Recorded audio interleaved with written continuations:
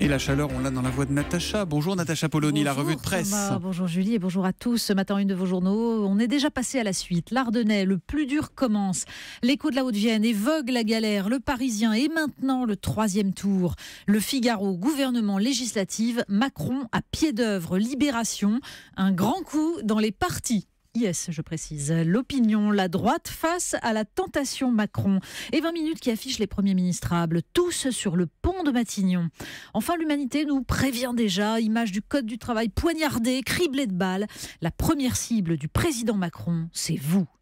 Les grandes manœuvres ont commencé et vous attaquez avec les grandes manœuvres. Mais oui, sera-t-il président ou résident, se demande Philippe Pallat dans le Midi Libre. Un chiffre revient ce matin un peu partout dans vos journaux. 61%, c'est la proportion de Français qui ne souhaiteraient pas qu'Emmanuel Macron dispose d'une majorité absolue. De quoi permettre à quelques-uns de rêver. Alors Libération, Le Parisien, Le Figaro passent au crible les vieux partis pour évaluer les rapports de force, les ambitions. En France, écrit Jean-Michel Helvig dans La République des Pyrénées, une alternance tient de la course d'obstacles avec 4 haies. 2 tours de présidentielle et 2 tours de législative. Voici Emmanuel Macron au pied de la 3e.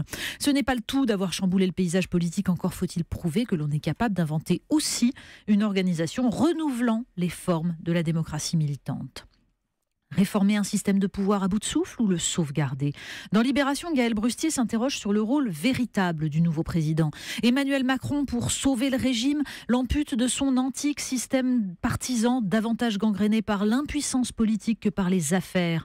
Pour réussir cette opération, écrit-il, il faut s'appuyer sur une coalition sociale. Le groupe social aisé et diplômé, qui forme le cœur de la coalition macronienne, a pour objectif de demeurer le groupe social dirigeant et dominant en France. Emmanuel Macron, ajoute Gaël Brustier, doit aussi être l'artisan d'une politique d'adaptation de notre pays aux standards du capitalisme en devenir. Mais les campagnes de Jean-Luc Mélenchon et de Benoît Hamon ont révélé l'existence d'un bloc électoral alliant les diplômés précarisés des métropoles et des classes populaires sur le chemin du retour à gauche. La crise de régime va continuer de propager ses effets. Une course contre la montre est désormais engagée. Il a passé beaucoup de temps au téléphone, Emmanuel Macron, depuis dimanche soir. Il a notamment reçu les félicitations d'Angela Merkel. Oui, et le Figaro note les mots même d'Angela Merkel. Campagne pro-européenne courageuse, magnifique victoire. Mais la chancelière, nous dit le Figaro, ne veut rien entendre des propositions d'Emmanuel Macron. Budget, ministre des Finances, de la zone euro. Elle se réjouit simplement du fait qu'Emmanuel Macron ne remette pas en cause le pacte de stabilité. Nous sommes toujours prêts à aider, explique-t-elle. Mais la politique allemande ne peut pas remplacer les décisions que la France doit prendre. Ce dont la France a besoin, ce sont de résultats.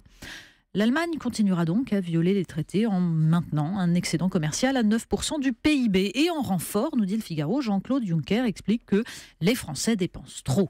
La France est de retour dans le concert des nations européennes, à condition de faire ce qu'on lui demande. Et notons au passage que ce 9 mai, c'est la journée de l'Europe. On parle d'un préfixe qui est très très à la mode en ce moment. Oui, Libération consacre un article à ce nouveau préfixe. Vous l'avez forcément remarqué, que le marketing colle désormais partout. Les médias se sont gargarisés de la post-vérité. Tout le monde parle désormais de post-genre, post-punk, post-philanthropie, post-croissance. C'est le fonds de commerce de certaines industries où l'on a intérêt à dire que ce qui précède est mort et à anticiper le désir des gens, analyse un sociologue. Le préfixe agit comme un constat qui exclut d'emblée toute tentative d'éclaircissement, une anti-pensée qui a effet d'autorité.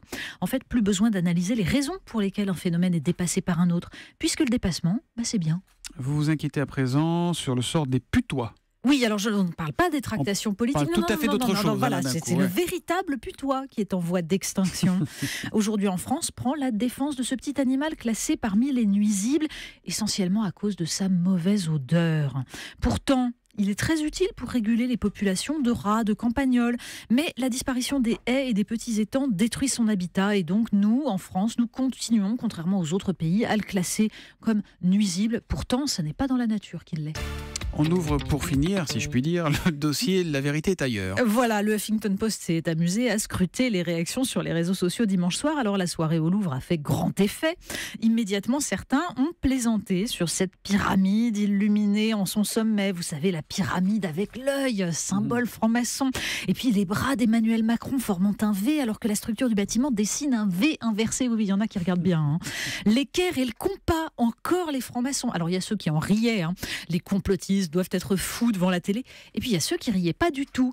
Clin d'œil à ceux qui l'ont fait élire, hashtag Illuminati. Alors on rappelle que le Louvre, c'était pas le choix de départ, c'est dû au refus d'Anne Hidalgo de l'envoyer sur le Champ de Mars. Mais l'obsession des complots, en fait, ça évite de penser les rapports de force, les idéologies, qui pourtant sont beaucoup plus efficaces. Merci Natacha Polony, la revue de presse qui revient demain matin à 8h30.